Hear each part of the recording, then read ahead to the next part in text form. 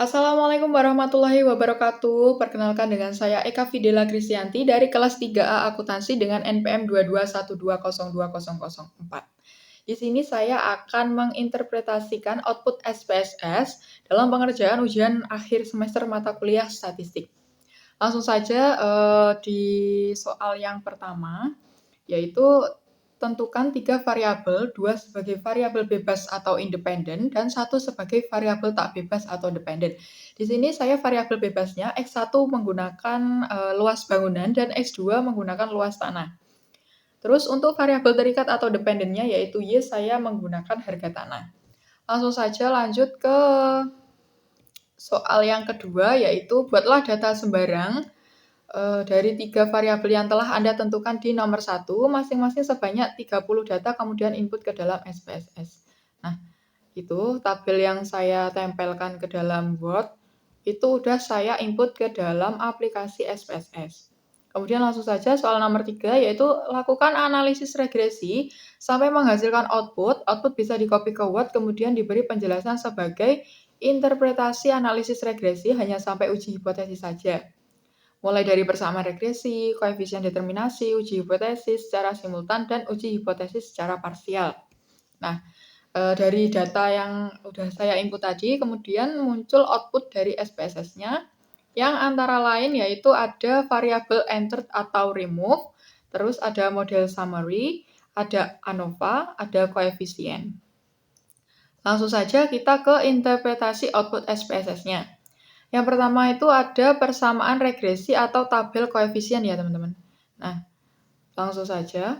Model persamaan regresinya, yang pertama di poin A, yaitu angka 10435349983 itu dari tabel koefisien yang bagian konsta ya. Yang atas sendiri itu ada angka 10435349983. Nah, angkanya ambil dari situ.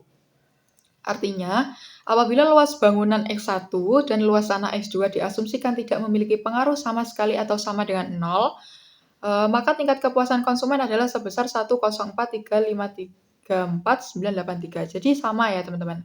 Seperti itu. Terus untuk yang poin kedua atau B1 itu juga sama. Jadi ambil dari angka 1791231 itu dari mana sih? Ya sama juga dari tabel koefisiennya yang luas bangunan. Artinya, apabila luas bangunan X1 naik dan luas tanah tetap, maka harga tanah akan naik sebesar 1791231. Seperti itu. Terus yang poin ketiga atau B2, angka min 3132303 itu juga sama, ambil dari tabel koefisien yang luas tanah ya teman-teman. Yang bawah sendiri yang luas tanah. Artinya, apabila luas tanahnya naik dan harga tanah itu tetap, maka harga tanah akan menurun sebesar min 3132303 seperti itu. Lanjut saja kita ke yang kedua, yaitu ada koefisien determinasi atau tabel model summary ya.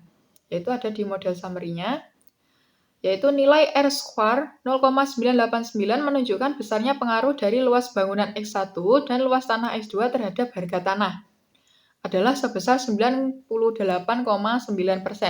Berarti masih ada pengaruh variabel lain sebesar 1,1% yang mempengaruhi harga tanah, tetapi tidak diteliti atau diuji dalam penelitian ini.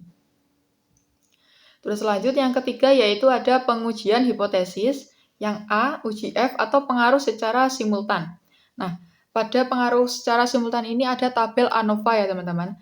Di sini ada tabel ANOVA yaitu nilai Sig sama dengan 0,01 kurang dari 0,5. Jadi H0 ditolak yang artinya secara bersama-sama simultan luas bangunan X1 dan luas tanah itu berpengaruh secara simultan terhadap harga tanah. Seperti itu. Terus lanjut ke yang poin B atau uji T, pengaruh secara parsial atau individu. Nah, tabel yang kita cantumkan yaitu tabel koefisien. Yang poin pertama yaitu pengaruh luas bangunan X1 terhadap Y, yaitu dengan nilai Sig 0,01 atau kurang dari 0,05, sama dengan H0 ditolak, yang artinya luas bangunan X1 secara parsial berpengaruh terhadap harga tanah. Kemudian yang poin kedua yaitu pengaruh luas tanah X2 terhadap Y, sama dengan nilai Sig-nya yaitu 350 lebih dari 0,05 sama dengan H0 diterima. Yang artinya luas tanah X2 secara parsial tidak berpengaruh terhadap harga tanah. Seperti itu. Sekian interpretasi output SPSS yang saya jelaskan. Bila ada kurang lebihnya mohon maaf. Wassalamualaikum warahmatullahi wabarakatuh.